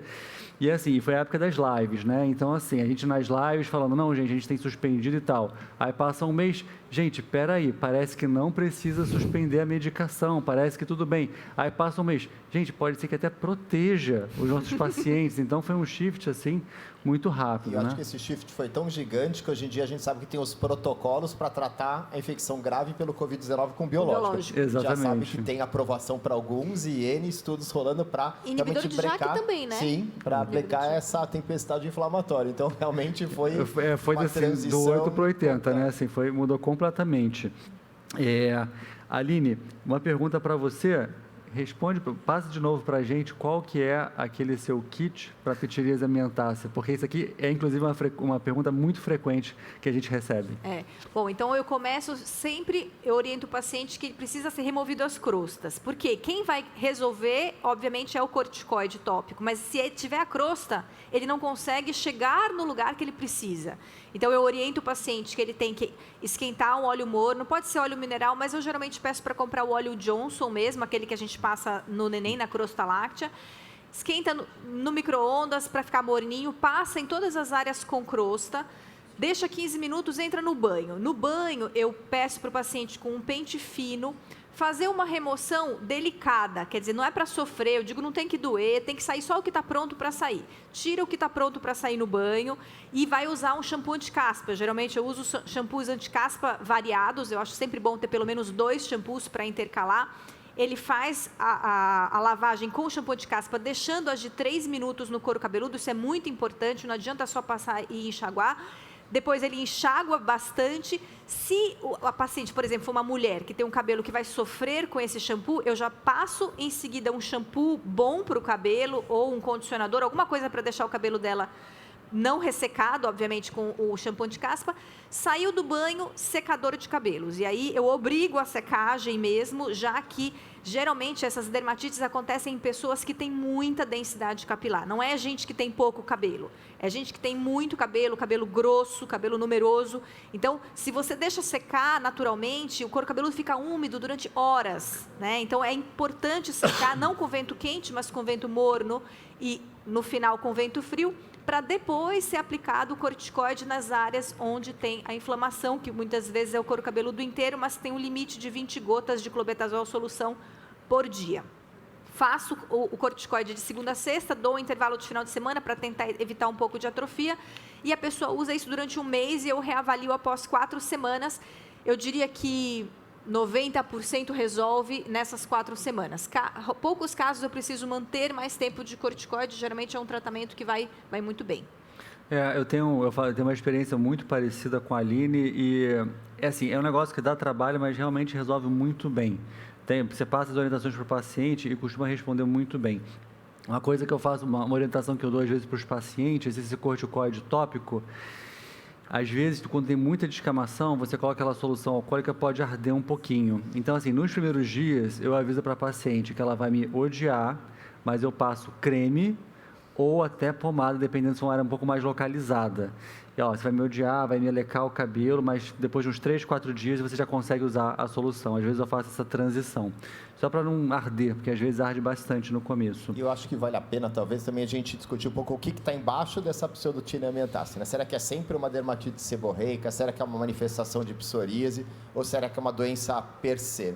Eu acho que são as 3 situações, porque a gente vê na prática, muitas vezes crianças vêm no consultório com aquela camada de esquemas tão espessos, você faz o tratamento, aquilo desaparece e a criança fica bem, sem recidiva. Às vezes aquilo evolui para uma psoríase no passar dos anos e aquilo às vezes se manifesta como uma dermatite seborreica. E não adianta querer biopsiar. Eu falo, se a clínica não é muito específica, o histopatológico também não vai ser. Então não adianta querer sair biopsia da cabeça da coitada da criança, que vai só gerar e vai vir a famosa dermatite espongiótica e psoriasiforme, que não vai acrescentar nada no diagnóstico. Muitas vezes é só evolução e, claro, exame físico completo, né? Por isso não tem lesão ungueal, típica de psoríase, lesões em outros sítios aí de dermatite seborreica, que pode dar uma dica aí para um possível diagnóstico. Eu concordo. E no caso, quando já está com a lesão de pseudotinha, na hora eu não consigo diferenciar. Geralmente eu trato e depois, quando volta, é que você percebe no começo o que se era uma psoríase ou se era uma dermatite seborreica. Às vezes é na segunda crise, né?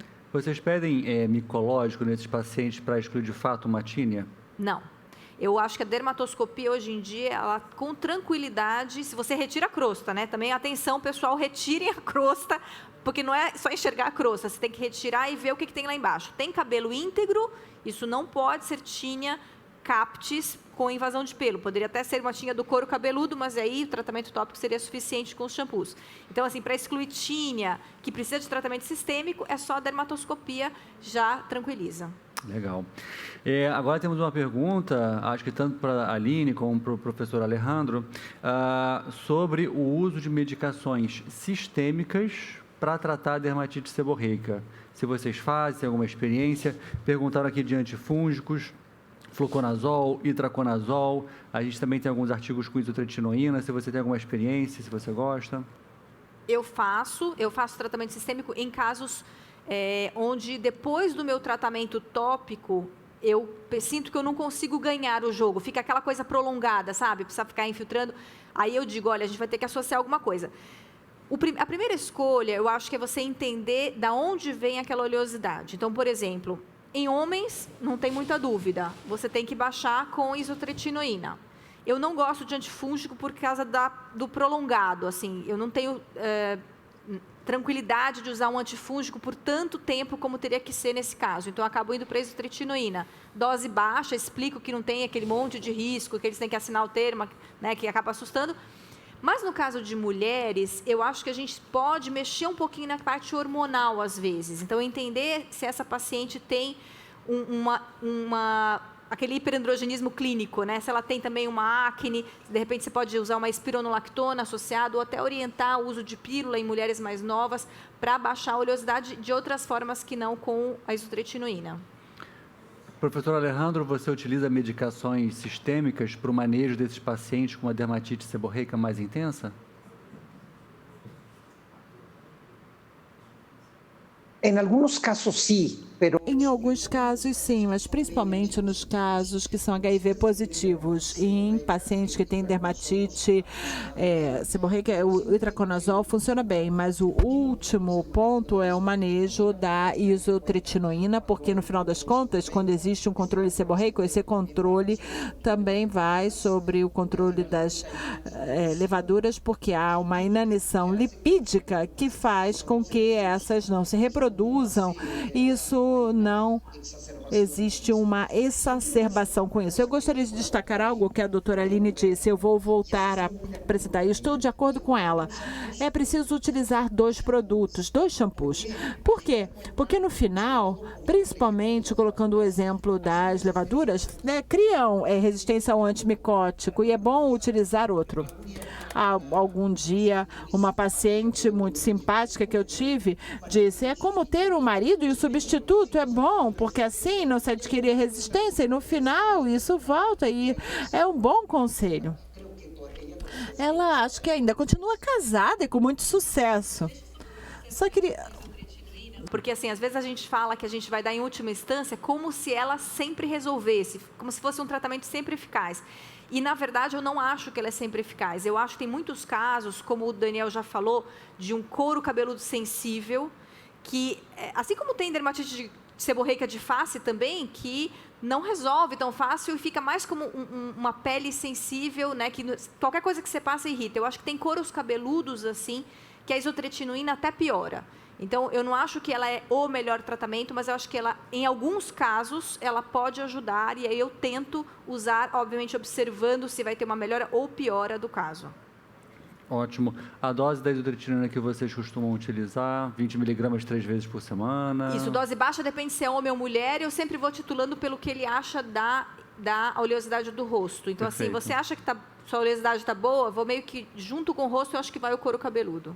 Só acrescentar, antifúngico sistêmico, infelizmente, eu nunca tive sucesso para melhorar as dermatites seborreicas, assim, itraconazol, terbinafina, para pacientes HIV positivos, confesso que eu não me recordo de ter experimentado, mas a isotretinoína, às vezes, realmente é a carta na manga, né, para esses pacientes que não respondem aos tópicos. A gente sabe que é uma doença crônica e recidivante, né, que o paciente cansa de passar os tópicos. Então, às vezes, poder fazer uma coisa via oral, principalmente os homens, né, que muitas vezes vão negligenciar aí a passagem aí dos cremes e dos produtos, pode ser uma coisa benéfica. Eu tive uma experiência semelhante à do Ricardo, assim, o itraconazol oral, eu não senti tanta melhora assim dos casos que eu tive.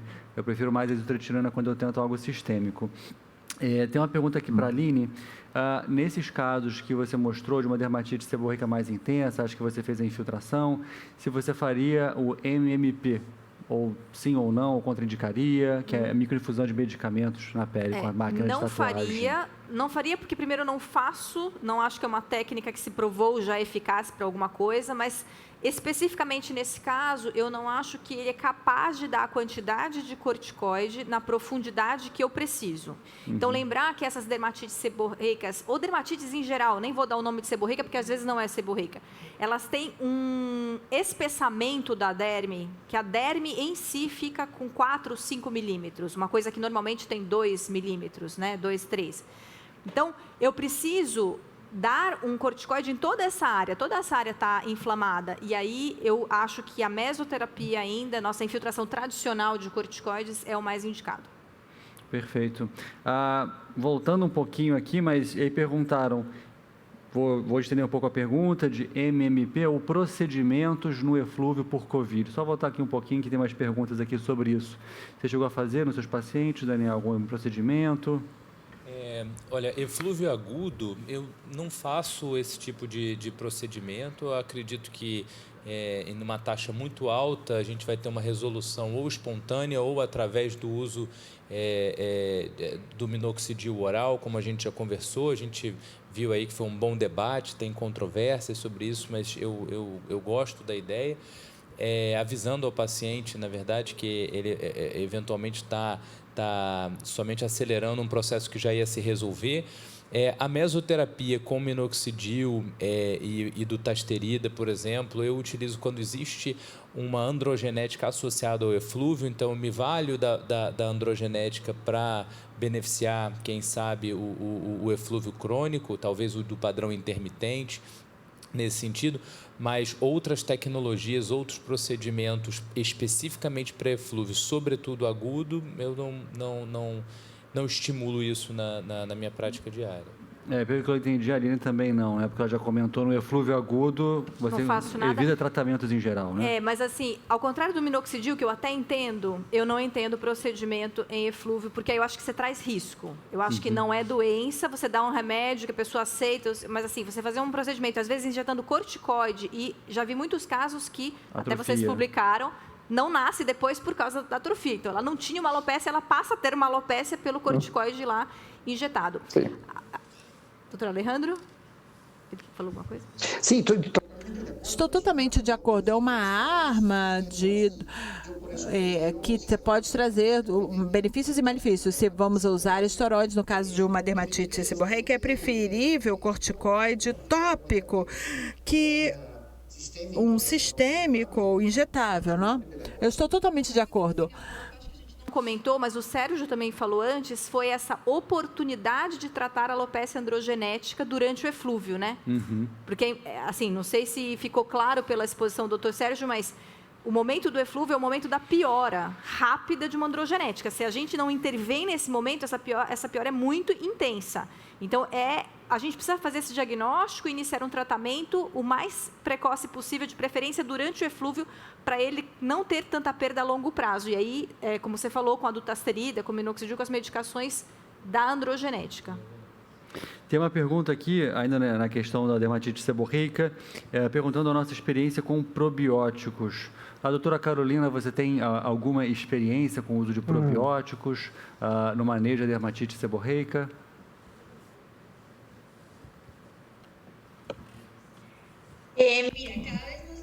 Cada vez fica mais claro o conceito em diferentes patologias cutâneas e não está isenta o couro cabeludo. Diferentes estudos mostraram a relação da malacésia em relação à malacésia globosa, que não só em dermatite seborreica, mas também em foliculite acalvante, onde já se mostraram que existe uma alteração nessa microbiota. A partir desses estudos, se decidiu utilizar probióticos e prebióticos há mais ou menos uns 4 meses, vigiando toda a evolução dos pacientes, como essa restituição de uma microbiota normal diminui todos os sinais e sintomas inflamatórios. Então, sim, eu estou usando e estou fazendo um acompanhamento de perto para verificar o impacto positivo que buscamos do restabelecimento da relação normal dos diferentes micro-organismos. Bióticos, eu acho que é uma área que ainda está engatinhando, né? A gente vê para todas essas doenças inflamatórias, seja a própria doença inflamatória intestinal, seja dermatite seborreica, seja acne, a gente vê muitos estudos, mas somente um trabalho incisivo que se fala, olha, realmente vai melhorar com o uso do probiótico, a gente ainda está um pouquinho longe, e a gente sabe o espectro que tem de probióticos diferentes, né, com concentrações diferentes, misturas diferentes, realmente acho que a gente já não sabe direito como indicar esse tipo de tratamento. No campo das alopécias, a questão da microbiota intestinal e tal, estava na crista da onda até 2 anos atrás, estava se falando muito disso, de repente deu uma parada, assim, né, a questão da microbiota intestinal. Mas, enfim, como a gente está engatinhando nisso, mas realmente é um assunto que está sendo bem discutido, enfim, nos diversos campos, é um assunto que está realmente em muita discussão. Na verdade, tanto os probióticos, pré-bióticos e pós-bióticos, né, essa bactéria por si, ou o que alimenta essa bactéria é benéfica, ou o metabólito, na verdade, que fica reverberando a possível ação benéfica da bactéria, ela, no meu entendimento, tem um racional teórico, né, de uso. O que não consigo entender é se a medicação, se esse ativo, né, ele de fato consegue chegar no alvo que ele se propõe, né? E o que o Dr. Romiti falou a respeito das diversidades que a gente tem das formulações de laboratório, né? Então, qual é a bactéria ideal para cada tipo de dermatose que a gente vai querer auxiliar? E será que aquilo que a gente ingere, de alguma maneira, vai sinalizar uma via anti-inflamatória tão à distância, né? Então, eu acho que assim, entre o racional teórico e o uso na prática, tem um gap que precisa ser esclarecido, acho que cenas do próximo capítulo, né? E acho que mudando só um pouquinho o foco, a gente falou tanto em remoção de escama para esses quadros hiperqueratóticos, que acho que sempre lembrar que nos quadros de psoríase a gente nunca deve fazer essa remoção mecânica das escamas do paciente, né? O paciente compulsivamente ele tem essa vontade de remover, né, com pentes, com a própria unha aí passando substância. E a gente deve lembrar que na psoríase a gente tem o fenômeno de Kebner, né? Então o paciente manipulando aquele couro cabeludo, né, ele vai perpetuar o quadro, vai exacerbar o quadro. A gente tem casos publicados de alopecia cicatricial em psoríase por manipulação excessiva, então realmente não é um quadro que a gente queira. Eu falo, a psoríase não gosta que mexam com ela. Quem vai melhorá-la é o tratamento e não, né, mecanismos aí de remoção. Vou lembrar de coisa também das medicações sistêmicas, esqueci de falar do metrexate. Eu acho que nos casos que não vão bem com a isotretinoína, a próxima droga que eu dou é metrexate. Às vezes que você não sabe nem diferenciar se é dermatite seborreica ou psoríase, vai bem. É uma seboríase, assim, né? A seborríase vai bem com o metrexate. Você faz uma dose alta ali? Não, dose de psoríase, 15. Tá. Perfeito. Tem aqui, só para esclarecer, né, a gente tem uma audiência diversa aqui, perguntando o que é o MMP que a gente mencionou, né? Então, o MMP é uma técnica muito utilizada aqui no Brasil, que é microinfusão de medicamentos na pele, é uma sigla, basicamente é utilizada uma máquina similar a uma máquina de tatuagem, e a ideia é como se você tatuasse a medicação na pele, ao invés de tinta. Então, é uma maneira de fazer um drug delivery para esse paciente. Então, seria essa a técnica que a gente trouxe aqui com as perguntas, tá? Bom, a gente está chegando aqui próximo ao fim do nosso período da discussão. Foi uma discussão bem rica, com bastante perguntas, algumas polêmicas, com diversas informações aqui que a gente trouxe para discutir. Alguns de vocês querem fazer algum adendo, alguma informação a mais? Acho que só concluir que, por mais que tenha sido negativa essa pandemia, tudo que a gente viveu, a gente sempre tem que tentar enxergar alguma coisa positiva, né? E acho que é isso que a gente discutiu aqui hoje, né? Novos tratamentos sendo propostos, novas condutas sendo propostas. Acho que todos nós nos aprimoramos na telemedicina, né? De fazer consultas online, que no começo ninguém, né, se atreveria a fazer. Também. E até a oportunidade de estar aqui, né, com colegas tão renomados que estão aí a pontos tão distantes e permitindo uma interação. Quero desde já agradecer aqui a presença e a colaboração de vocês. Tá ótimo. Super obrigado pela presença. É um prazer estar aqui. E vamos encerrar, então, esse bloco de hoje. Muito obrigado, gente. Obrigada. Muito obrigado. A ver se me ha salido bem. Muito obrigado. Tchau. Gracias a todos. Tchau, obrigada a todos. Excelente.